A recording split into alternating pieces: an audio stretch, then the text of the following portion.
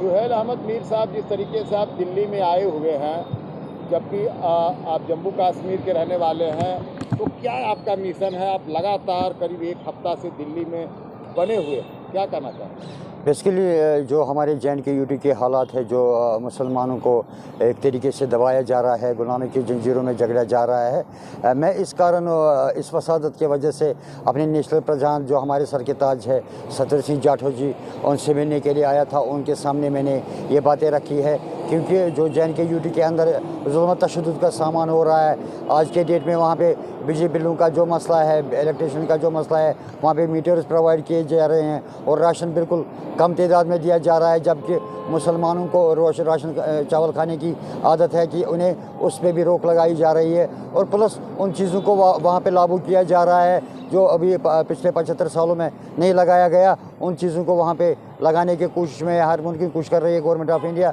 लेकिन हम चाहते हैं दलित जनजागरण मिशन के माध्यम से, क्योंकि हम जागृत करने वाले लोग हैं, हम अपने ही नेशनल प्रधान के पास से दावे लेके आए हैं कि इनके ऊपर वो एक नज़्म लाइन का कदम उठाए यहाँ के दिल्ली के वसादत से। और दूसरी बात जो है कि वहाँ पे जो मुसलमान यूथ नौजवान है, चाहे डोगरे है, हिंदू है, पंडित है, उन्हें भी इस वक्त दबाव के रूप में लाया जा रहा है, जिसमें भारतीय जनता पार्टी का एक ख़ास और अहम रोल है जो निभा रही है। वहाँ पे गुंडापंथी का राज चल रहा है, वहाँ पर गुंडागर्दी चलती है। लेकिन हम चाहते हैं कि हमारी ऑर्गेनाइजेशन के थ्रू इस गुंडागर्दी का एक सामना हो और ये गुंडागर्दी कम हो, ताकि वहाँ के अवाम जो है वो दबाए गए हैं। यहाँ तक कि नेशनल कॉन्फ्रेंस के ex chief minister Farooq Abdullah, Omar Abdullah, Mehbooba Mufti, उनको भी दबाया जा रहा है कि वो किसी विषय पे बात नहीं कर पाते हैं। लेकिन हम जागृत वाले लोग हैं, हम दलित जनजागरण मिशन के लोग हैं, हमारी ऑर्गेनाइजेशन है। हम चाहते हैं कि जम्मू कश्मीर की आवाज़ जो है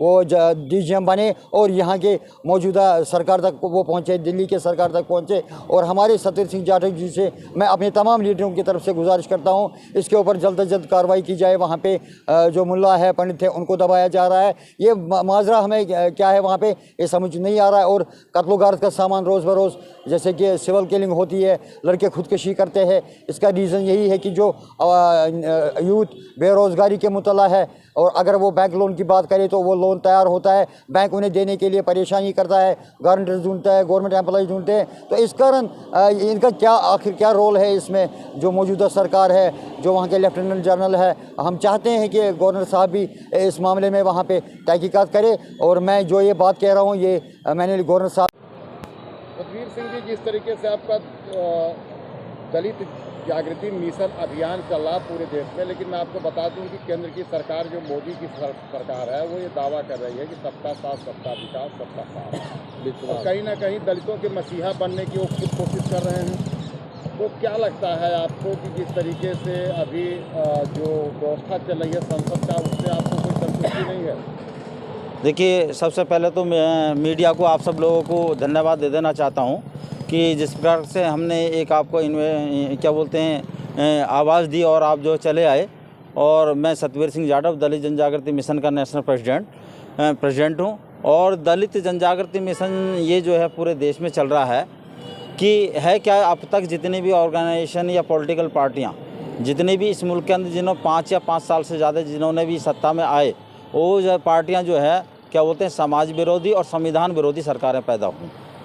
और जो आपका कहना है कि जो आज दलितों पर जो अत्याचार हो रहा है, दलितों पर जो अत्याचार हो, उस अत्याचार का होने का एक कारण है जो कि आपका जिन लोगों को प्रतिनिधित्व सौंपा गया था, जो आरक्षित वर्ग से 131 सांसद चुन करके जाते हैं रिजर्वेशन कोटे से, और इस मुल्क के अंदर 1161 विधायक जो चुन करके जाते हैं रिजर्वेशन कोटे से, उन्हें जो है व्यवस्था सौंपी गई थी कि आप जाकर के अपने समाज या वंचित समाज की आवाज़ को वहाँ पर उठाना।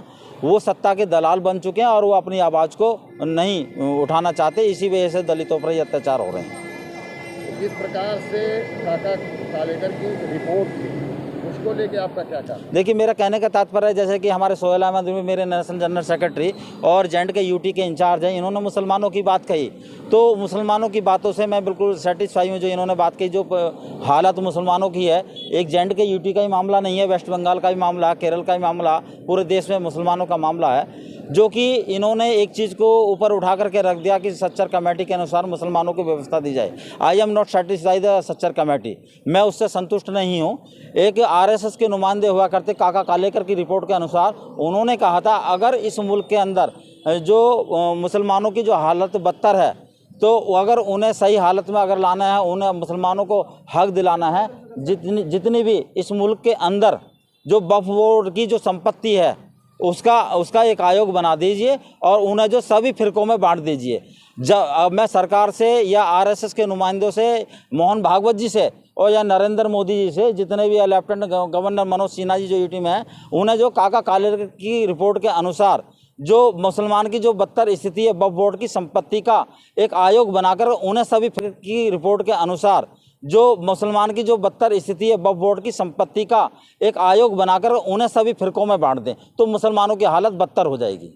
अगर सरकार इस पर कोई आवाज़ नहीं उठाती है तो दलित जनजागृति मिशन मुसलमानों के हकदारी के लिए इस आवाज़ को उठाएगा और जन जन तक पहुंचाएगा। बाबा साहब ने दलितों को आरक्षण तो दिया, लेकिन कहीं ना कहीं जिस प्रकार से मोदी सरकार निजीकरण की व्यवस्था लाई हुई है, उससे तो लोगों को आरक्षण क्या, जब नौकरी मिलेगी तो क्या करेंगे? देखिए, रिजर्वेशन के तहत जो नौकरी दी जानी चाहिए थी, जो रिजर्वेशन के तहत जो नौकरी का जो मामला था, उसके अनुसार भी जो बैकलॉग था अब तक वो पूरा हुआ ही नहीं है।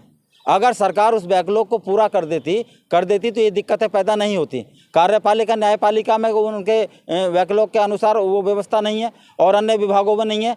और हर स्टेट के अंदर जो है एक मोनोपॉलिसी सरकार ने चला रखी है कि जो SC ST का जो तबका है या मुसलमान वर्ग में जो कमज़ोर तबका है, जो भी SC ST वर्ग में भी आता है और औरों में भी आता है, लेकिन उनके बैकलॉग को पूरा नहीं किया जा, और वो लिख करके ये दे रहे हैं कि यहाँ पर योग्य व्यक्ति नहीं है। समझ गए? उसी कारण जो है ये जो 15% का जो तबका उन्हें व्यवस्था देना चाह रहे हैं, जबकि दलित जनजागृति मिशन ये कह रहा है कि समाज का हर व्यक्ति जो कमज़ोर है, जो दलित है, जो गरीब है, वो दलित है, और दलित किसी कास्ट से नहीं होता है।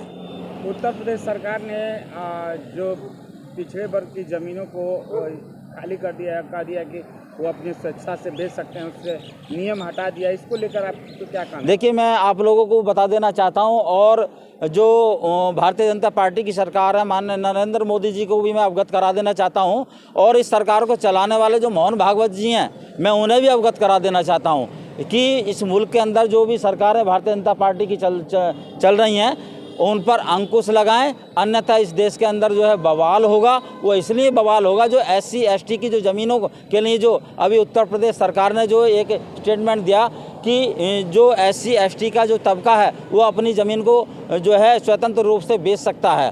वो ज़मीन बेचने का मतलब ये नहीं, उसका भी एक तरीका होना चाहिए, तरीके बज्जो, क्योंकि वो चाहते हैं कि इनकी ज़मीनों को इस समय जो एक क्या बोलते हैं बुलडोज़र का मामला चल रहा है, या कमज़ोर तबके को दबाने का जो मामला चल रहा है कि इनकी थोड़े पैसे में इनकी ज़मीनों को खरीद लिया जाए और इन्हें पैदल कर दिया जाए। ये अभी भी जो है 2500 पहले की व्यवस्था में इन लोगों को पहुंचा देना चाहते हैं। क्या नाम है आपका? मेरा नाम सतवीर सिंह जाटव है, मैं दलित जनजागृति मिशन का नेशनल प्रेसिडेंट हूँ। और इस मुल्क के अंदर व्यवस्था तभी सुधर पाएगी जब तक कि भारत का संविधान पूर्ण रूप से लागू होगा। अगर भारत का संविधान पूर्ण रूप से इस मुल्क के अंदर लागू नहीं होता, ये व्यवस्था नहीं सुधर पाएगी।